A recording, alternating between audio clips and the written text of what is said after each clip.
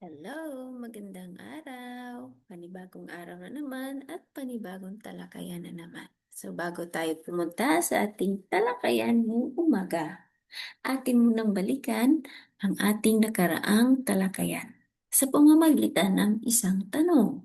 Ano-ano nga ba ang mga batas na nagtataguyod sa edukasyon ng bata?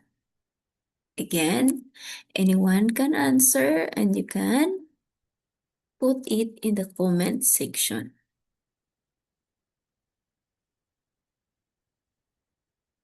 Handa na ba? So, may dalawa akong batas na ibinigay last talakayan natin. Ang una doon is ang Batas Republika bilang 9155. Tinatawag natin na Governance of Basic Education Act of 2001. Na ang ibig sabihin, ito ay nagtataguyod ng karapatan ng lahat ng mamamayan para sa pagkakaroon ng batayang edukasyon na may kalidad at bukas para sa lahat sa pamamagitan ng pagkakaloob ng isang edukasyong libre at kinakailangan sa antas ng elementarya at sekundarya. Ano naman ang pangalawang batas na ibinigay ko last meeting? Ito ay Batas Republika bilang 10931 or tinatawag natin na Universal Access to Quality Tertiary Education Act na ito ay nagbibigay ng pantay na oportunidad sa mga Pilipinong estudyante na wala o kulang ang kapasidad na makapagtapos ng pag-aaral sa kolehiyo.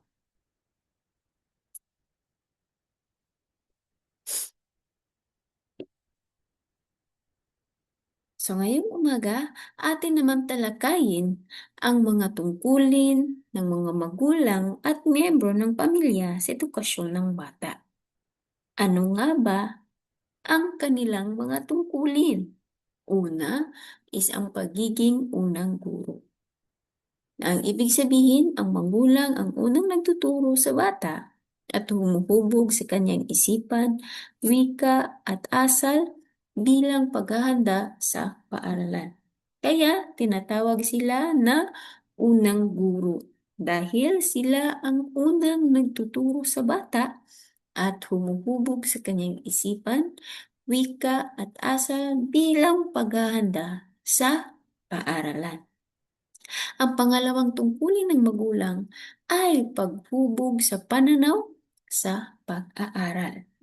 Ang pagpapahalaga ng magulang sa edukasyon ay nagtutulak sa bata na magkaroon ng positibong saloobin sa pag-aaral.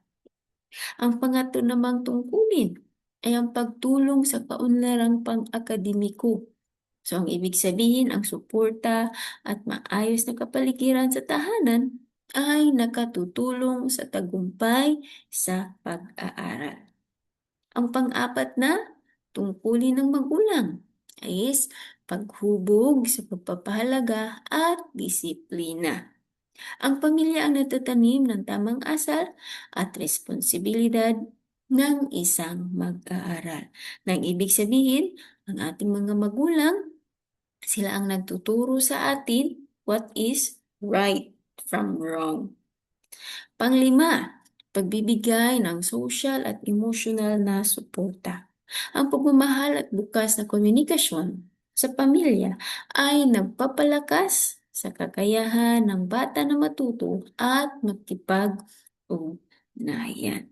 So again, dapat tayo mga learners or mag-aaral, dapat bukas ang ating komunikasyon sa ating pamilya. At ang pang-anim naman, paghikayat sa lifelong learning.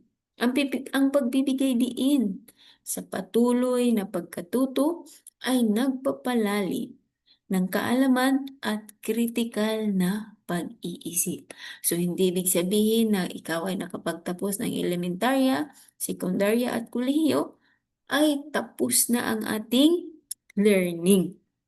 Kundi, sabi pa dito, ay patuloy na pagkatuto patuloy na nagpapalalim ng kaalaman at ang ating kritikal na pag-iisip.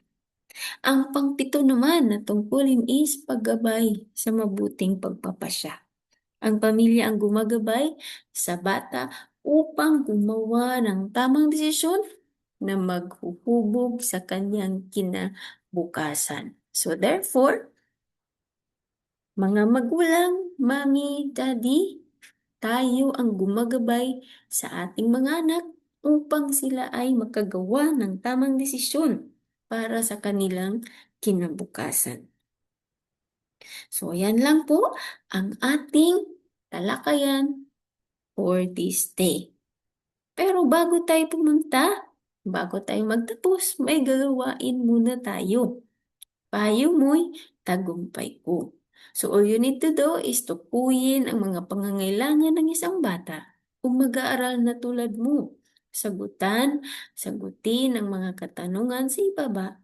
Ilista ito sa loob ng kahon. Okay, ito na po. Isip, puso at kilos ko. Payo at paalala ng magulang. Isip, pagtatanim sa iyo ng kaalaman o aral. Ano ang payo at paalala ng magulang mo tungkol sa pagtatanim sa iyo ng kaalaman o aral? That's number 1. Number 2 naman, puso, paghubog ng iyong mga pagpapahalaga. Ano naman ang naging payo at paalala ng magulang mo? At pangtatlo, kilos, paggabay sa iyong mga kilos. Ano nga ba ang payo at paalala ng iyong mga magulang? Again, the question is, you're going to tukuyin ang mga pangangailangan ng isang bata. Kung mag-aaral na katulad mo, sagutin ang mga katanungan sa ibaba. Ilista ito sa loob ng kahon. So, dito nyo ilagay ang inyong answer. Dito. Dito. You can put your answer in our comment section.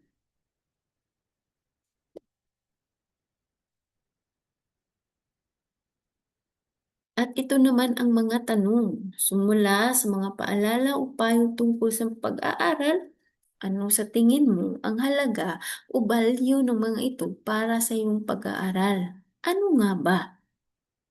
Connected po yan kung ano ang sagot niyo doon sa isip, puso at kilos. Number 2, ano sa tingin mo ang paniniwala o belief ng iyong mga magulang ang tagapag-alaga tungkol sa edukasyon kung bakit nila palaging pinapaalala ang mga ito sa iyo? Ano sa tingin mo ang layunin ng iyong pamilya kung bakit nila palagi ang pinapaalala ang mga ito sa iyo? Ano nga ba? Ano nga ba sa tingin mo? So, yan lang po ang ating gawain for today. Sana may naintindihan po kayo. Thank you!